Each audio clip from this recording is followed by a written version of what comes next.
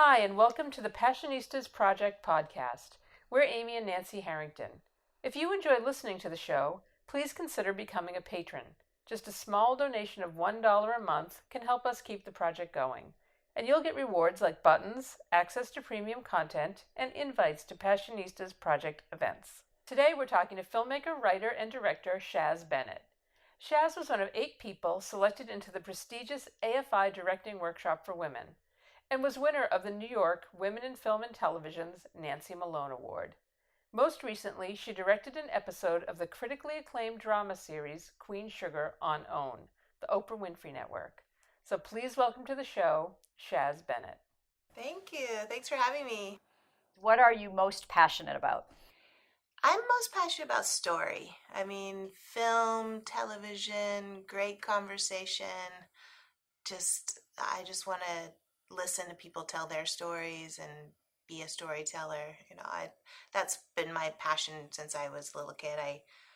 I'm from Utah originally, and growing up, there wasn't a lot of film and television around me until once a year the Sundance Film Festival would appear, and that's when I really truly fell in love with just stories and the ability to introduce you to a whole other world that I was not experiencing in Salt Lake City, Utah. So tell us about how that love of storytelling became your career.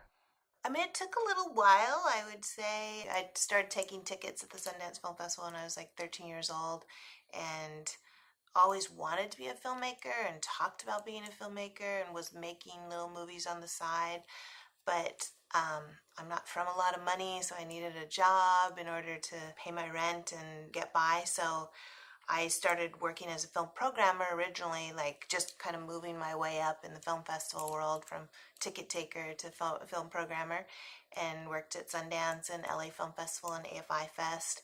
And then there was just a point in my life where it's there's no time like the present. So I reached out to a friend of mine. I kind of always wanted to work in television, but I had come from the independent film world, and there just wasn't, I didn't see the path, or I didn't know how to do that. So I reached out to a friend of mine who's a really great television writer, and she said, yeah, write me 10 scripts and give me your best one. So I took a year and just wrote and wrote and wrote, which taught me so much about the process of, every script you write, you're going to get better. Every time you direct, you're going to get better.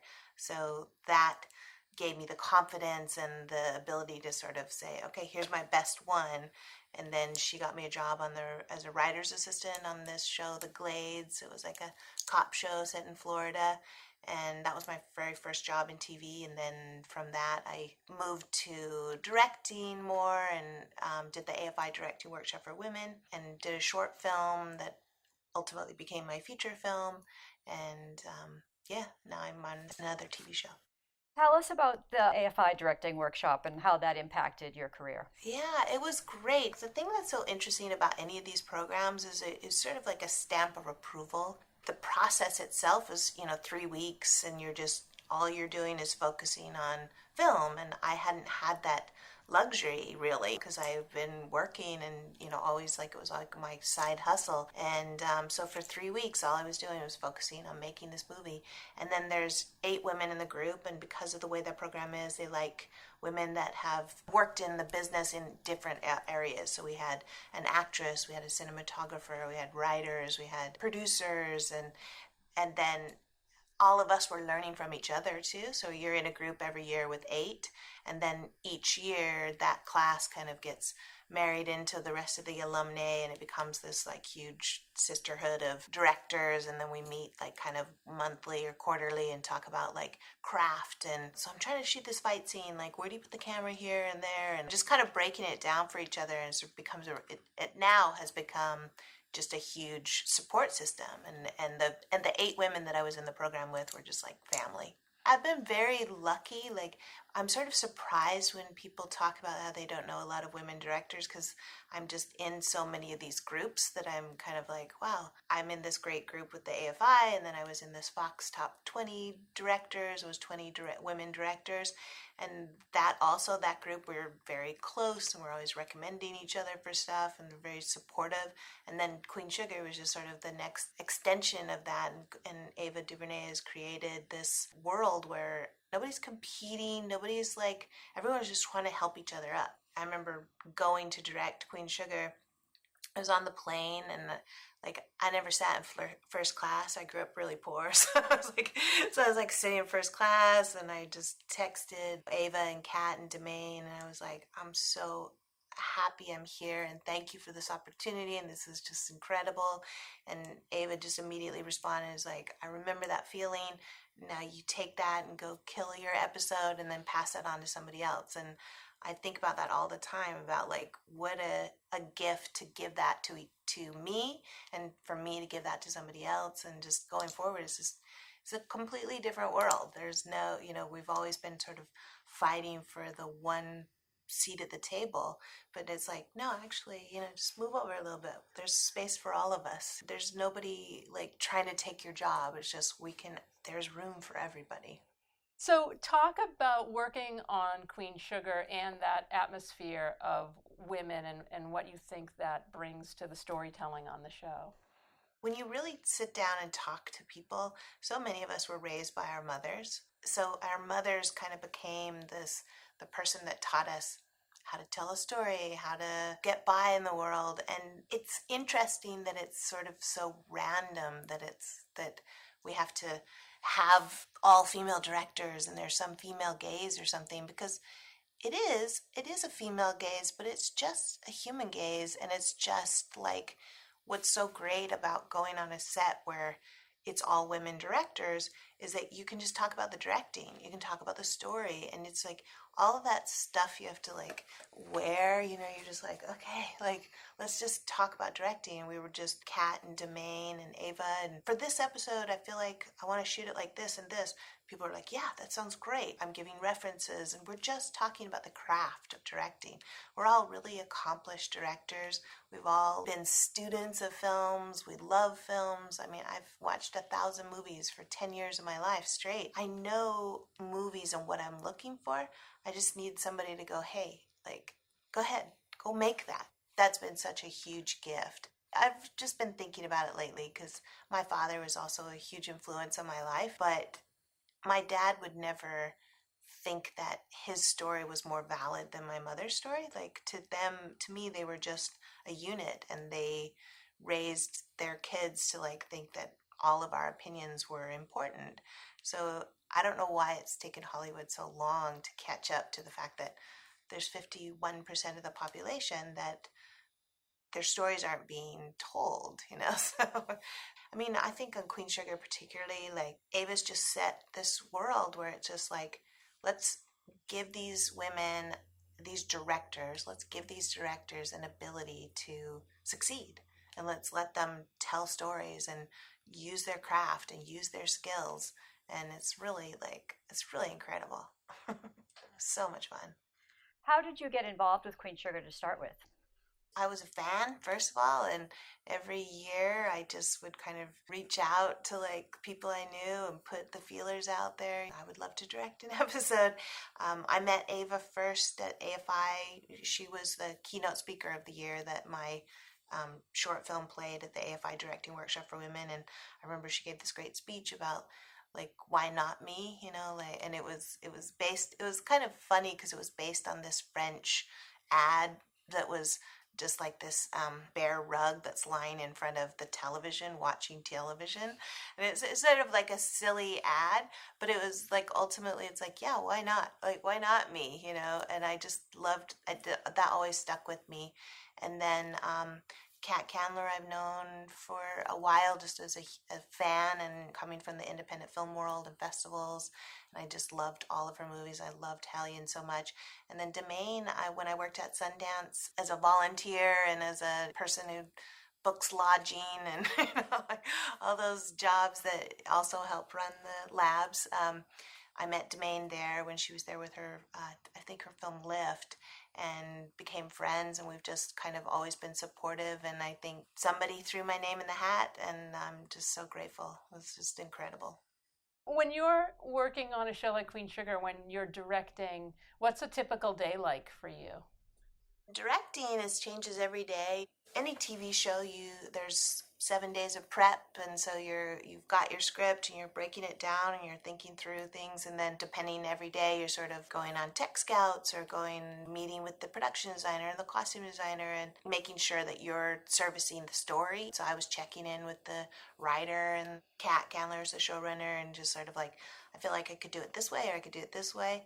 And then directing is just super fun, but every day was different. Some days we were on a lake with boats and cranes, and then other days we were just one actor, just really intimate in a bathtub. It's always different. When I made my feature film, there were days that were like drag queens and boxing sequences and sometimes together, and that's the fun of it, is like it all goes back to the service of story and telling a story that hopefully somebody hasn't seen before. Tell us a little bit about that film. It's called Alaska's a Drag. It's loosely based on experience that I grew up in Utah, but I went one summer to work in a fish cannery in Alaska just to raise money to move to New York City to become a superstar. Slicing fish all day, you tend to daydream and think about all the other places you wish you were. And I kind of thought it would be an interesting place to set a movie. So I kind of created this character that was loosely based on me and friends that I knew, that wants to be a drag superstar, but he's never performed. He's just from this tiny little fishing town. And then because of who he is and because he stands out in a crowd, he gets beat up a lot, and he learns to fight back out of necessity and sort of gets recruited onto a boxing team. So it's sort of like half Hedwig, half Grace Jones, Rocky. I liked playing in that space because I'm very interested in gender, and this was just a place for me to kind of put these thoughts I've been having as a woman, and just why is masculine better or worse than feminine? What if you got your power from being uber feminine in a way that like drag queens are, that hardly even exists in real life, but there's this, you watch a drag queen turn into a drag queen and there's this power that's really palpable and really interesting. So I thought it would be an interesting place to set a movie. And throughout the film, like as he's coming into his drag persona, he's also learning to let go and stop fighting and maybe move on to his ultimate hope, is to his own power within himself. What did you learn about masculinity and femininity making that movie? I always describe it as like drag queens and boxers are sort of the funhouse mirrors of each other. Like there's a masculinity and a femininity that doesn't even exist, but it's so invasive in our culture to like learn. Like Rocky is one of my all-time favorite movies, and I remember watching that movie, and like my favorite parts are the training sequences and this part where this person is becoming something else, becoming his own person. I love the fight sequences and I love all of that too, but I feel like so much of that movie is just like him coming into his own. So I don't know that I learned anything more, but I loved exploring it, because I love when I screen the film somewhere and people are just like, I was just like so enthralled that like he was getting his power from like his drag stuff, and it's like, yeah, it's like it's not necessarily one or the other. We all kind of live within in a bit of that. And I think that honestly, masculine and feminine, I'm from a big family. I have 4 brothers, 1 sister. All of us have a little bit of masculine and feminine in all of us. And sometimes my brothers are way more sensitive and emotional than I am. And other times I can be, really tough, and I'm the one like holding everybody together. And I think that my parents did a good job of keeping both masculine and feminine as equal and not one better than the other. We're Amy and Nancy Harrington, and you're listening to the Passionistas Project podcast and our interview with filmmaker, writer, and director Shaz Bennett. Don't miss the season 3 finale of Queen Sugar tonight, August 22nd, on the Oprah Winfrey Network at 10/9 Central. Now here's more of our conversation with Shaz. As a creative person, do you ever come across creative block, and how do you sort of get past it? Every day. I mean, yeah, every day. Like what I've learned is just sit down and write, or just sit down and work. Just put the intention into it, because I feel like every time I'm feeling blocked or I'm feeling easily distracted by the internet and the news and like politics and and suddenly 2 hours have passed and I haven't done a single bit of work. And so that to me feels like a block, So I'll just like turn off the computer and just sometimes even just start free writing and just think of like where I want to be and how to get there, as opposed to like, I can think you can so easily be distracted and that becomes its own block. Just sit down and do the work. I like waking up early when no one's awake yet. Get up early and free write or just start making goals. Someone told me like the amount of goals you can accomplish on a Post-it. So in the morning, in a day, so it's like in the morning I'll get up and I write on a Post-it like the 4 or 5, 6 things I definitely need to accomplish today. And I set that on my computer and then I keep adding to it. And it's like I tease myself, but at least you have those 4 or 5 goals. I feel like that is pretty true because I have lists and lists and lists of things I want to do, things I want to accomplish. And every day, I look at my long list and I go, okay, I can do these 4. Is there a lesson that you've learned so far as a director that really sticks with you? A couple. I mean, there's a couple of very practical ones. On my feature film, things did not go as planned. And I think back to like that time, and part of it was trusting your gut and remembering that vetting people. And it's not that people have intentions to hurt you or screw you over, but it's important to like vet someone told me vet someone in the job you're hiring them for, and not their aspirational job, but like even if it is an aspirational job, make sure that someone and talk to people and actually take the time to call people and ask them questions. And how was your experience working with this person? Because people will be honest, And so I think that was one thing I've learned is to vet. And then someone told me hire slow, fire fast. And that really stuck with me because I think there's a tendency sometimes when you're trying to get something, especially a very small independent movie off the page and into the world, is just like, you're like, I've hired someone.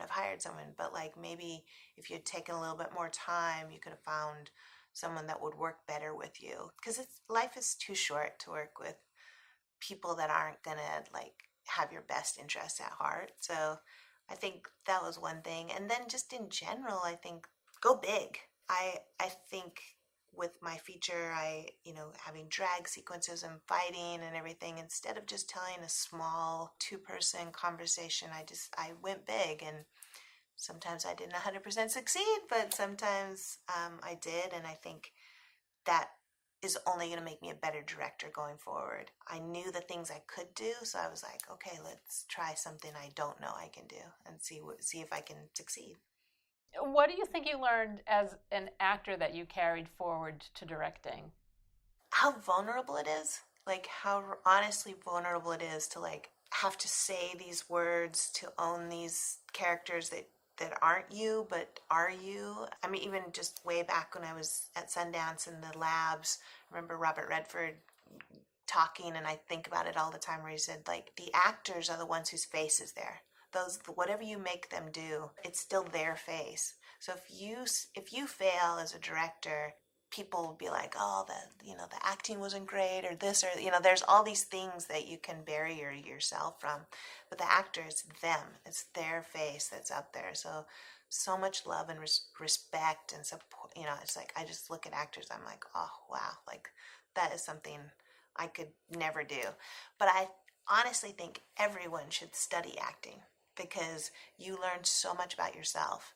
To being able to like break down a script and look at yourself and like and stand in front of people and say those lines and memorize. It's like I'm so happy I went to school for acting, because it made me a better storyteller. How an actor will break down a script is how I break down a script as a director.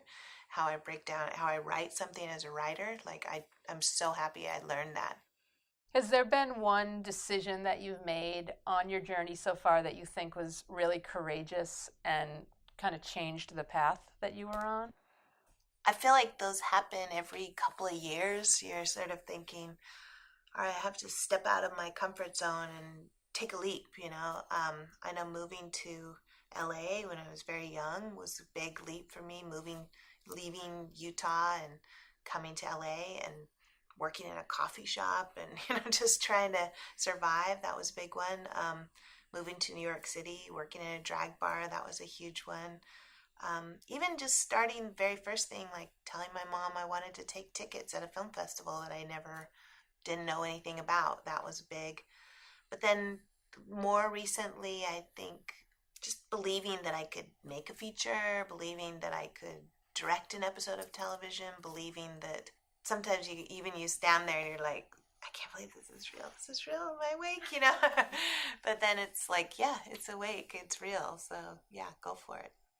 Did you have influential role models, female role models as a kid? For sure, yeah. I mean, starting with my mother first, I would say my mother's name's Moana, which is so interesting now. It's like a Disney movie. It's like growing up, no one knew how to pronounce her name. She was a journalist. She was a big influence on my whole family.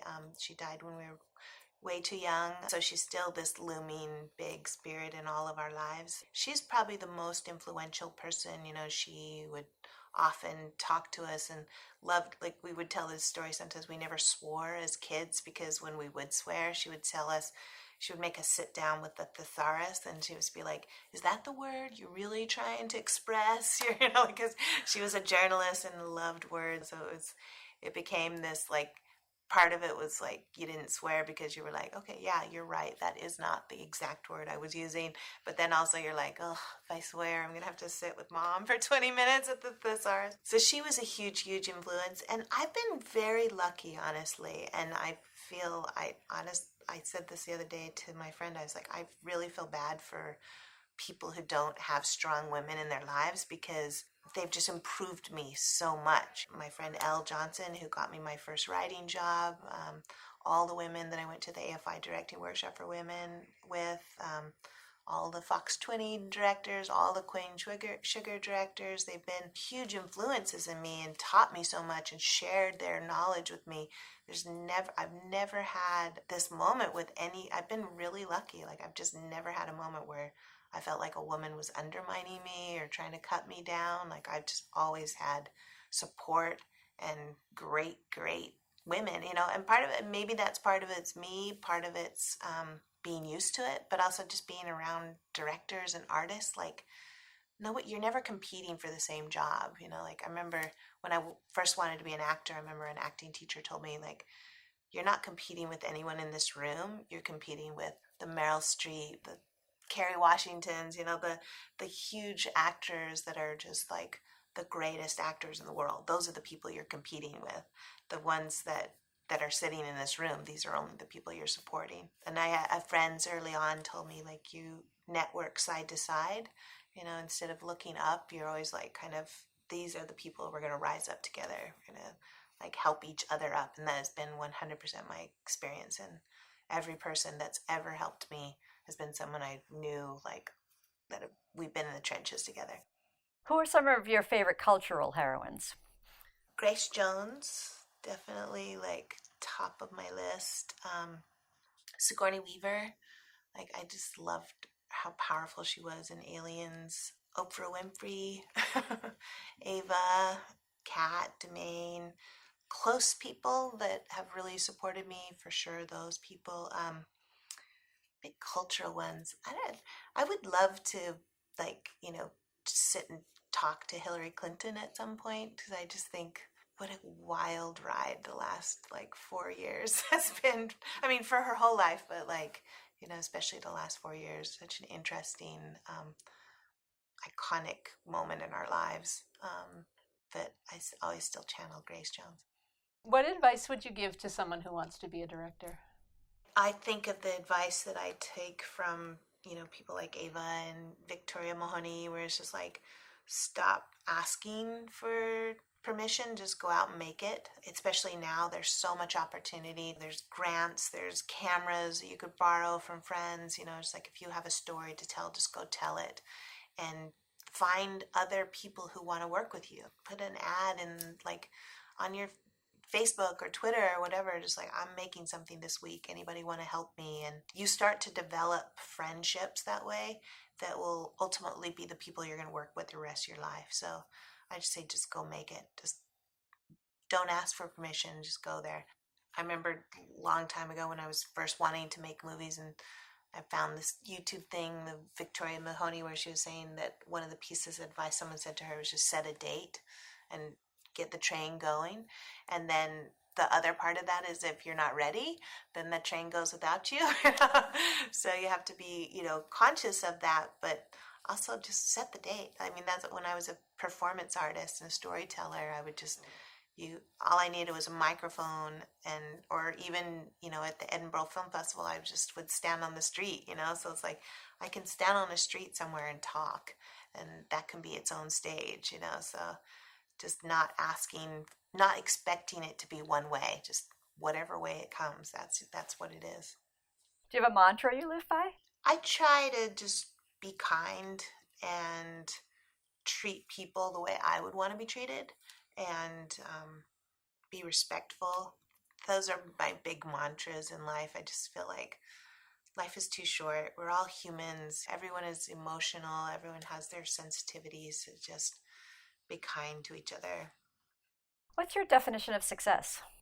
I aspire for success. For me would be when I'm having to turn down jobs that I want to take because I'm too busy. Like that feels like, oh wow, I've kind of made it now. If I can need to turn down work that I would love to take, that would be great. But also success, I think, that's the business side. I think success as a person, making sure that you're influencing others and that like other people would look at you as somebody who supported them and care about you and have family and friends that would miss you if you're gone. Like I said my mother died when I was pretty young, and I still think about like what a huge hole she is in all of our lives, and it's like she wasn't even we've lived longer without her than we lived with her, and yet what a successful human, in that people still come up to me on the street in Salt Lake and they're like, I loved your mother. That feels like a great success. What would you say has been your biggest professional challenge, and how have you overcome it?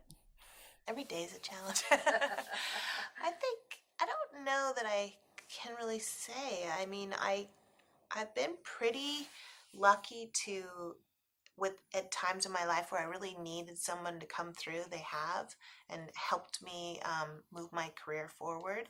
So I've been pretty lucky in that sense. Challenges, getting someone to take you seriously, making sure that they're seeing you the way you see yourself and the way that you want to be seen.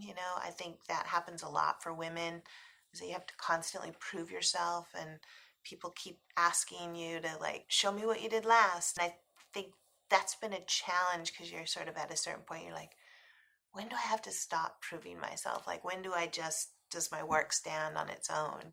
I don't know that that's necessarily just for me. I think that happens to a lot of people, but that's been a challenge, to make sure, like, especially for me that started as a ticket taker and then moving all the way up. It's like I've known some people in the independent film world since I was 13 years old, and they kind of still picture me as this little kid taking tickets, and it's like, dude, that was 20 years ago, And then same thing, in television, I started as a writer's assistant, and then you work your way up to script coordinator, and you're a staff writer, and there's this natural progression. But then you meet somebody like Ava, where she's just like, start your own rules, like you don't always have to ask people to like give you this job and move your way up. And it is difficult to make people believe you and believe in you. So why not just believe in yourself?